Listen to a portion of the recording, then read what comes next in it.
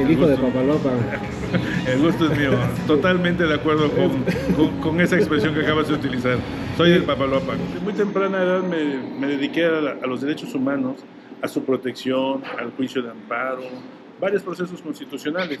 Y mi experiencia fue creciendo. Después estuve un tiempo en la Suprema Corte de Justicia, después me fui a la Comisión Nacional de los Derechos Humanos y actualmente estoy en un comité de derechos humanos de Naciones Unidas. Entonces eso me da una perspectiva no solamente nacional, sino global. Entonces el país, ¿cómo diría yo que lo vería? Con desafíos en materia de derechos humanos, eso hay que reconocerlo. Todavía seguimos preguntándonos el ejercicio diario del derecho, si las personas obtuvieron un acceso a la justicia, si se pudieron defender. Eso es complicado. En materia de migrantes, pues estamos viendo si los migrantes efectivamente se les están respetando sus derechos cuando se les detiene en el país, en cualquier otro país. Entonces, sí tenemos unos aspectos fuertes de retos en materia de derechos humanos. No obstante, no veo el vaso siempre... No todo es panorama oscuro. Exacto, no es el vaso medio vacío, también hay un medio vaso lleno. Y ahí hemos hecho avances muy importantes. Por ejemplo, en materia de mujer, a nivel jurisprudencial se ha construido mucho la autonomía reproductiva, con todo lo que implica. La Corte tiene una jurisprudencia muy desarrollada en ese aspecto. Las personas con discapacidad, por ejemplo, se han hecho progresos muy importantes desde el momento que traemos la Convención Internacional de los Derechos de las Personas con Discapacidad y la ponemos y la aplicamos en el ámbito nacional.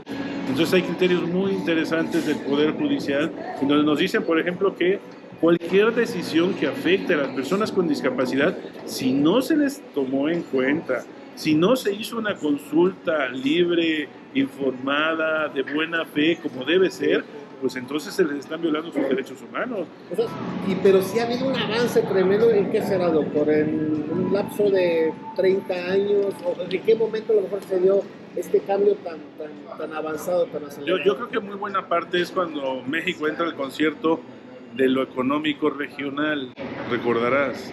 El famoso tratado... Usted ilustre, no, pero el Tratado de Libre Comercio o la Unión Europea con su tratado pusieron cláusulas muy importantes, dos muy específicas: avance en el Estado de Derecho y protección de derechos humanos. Entonces, ¿quieres entrarle al TLC? Al primer mundo. Entonces respeta más los derechos humanos. De ahí pues, tuvimos cambios, de ahí que se haya creado una Comisión Nacional de los Derechos Humanos y todo un sistema para decir, a ver, jurisdiccionalmente lo estamos protegiendo a través de los jueces de distrito y el amparo. Tribunales colegiados también y la Corte también, pero no jurisdiccionalmente. También damos una oportunidad a la autoridad que violó los derechos humanos para decir, oye, arreglémoslo de la manera más rápida y flexible. Y eso es cuando acudes a las comisiones de derechos humanos. Eso dio un cambio extraordinario, pero no solamente eso. Reconocimos la competencia de la Corte Interamericana de Derechos Humanos.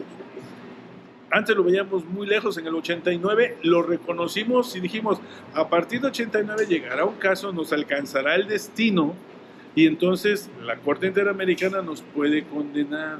Llevamos más de 15 sentencias condenatorias a México por la Corte Interamericana de Derechos Humanos, el sistema interamericano.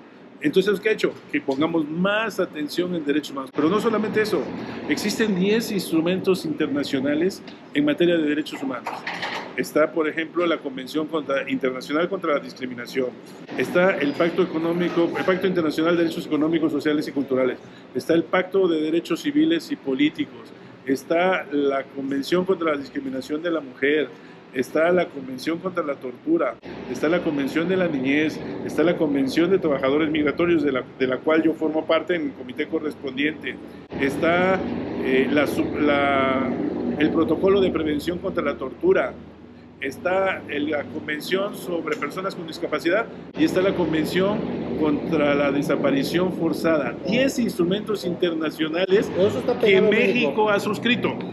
Ese es el punto, que México ha suscrito, y por haber suscrito, ratificado esos instrumentos internacionales, tiene que ser monitoreado por los diversos órganos que se crean en esos instrumentos internacionales cada determinado tiempo. Entonces México no se puede hacer a un lado. Además, si me apura, pues existe un Consejo de Derechos Humanos en Naciones Unidas formado por 47 países, de los que México es parte, en donde revisan periódicamente a los países En cualquier aspecto de derechos humanos se le llama examen periódico universal. Entonces, todo esto ha provocado que efectivamente el gobierno mexicano, el Estado mexicano, se ponga las pilas y te va a tener que entrarle. Oye, hoy nos toca discapacidad, ahora nos toca migración, ahora nos toca discriminación de la mujer, ahora nos toca el examen periódico universal.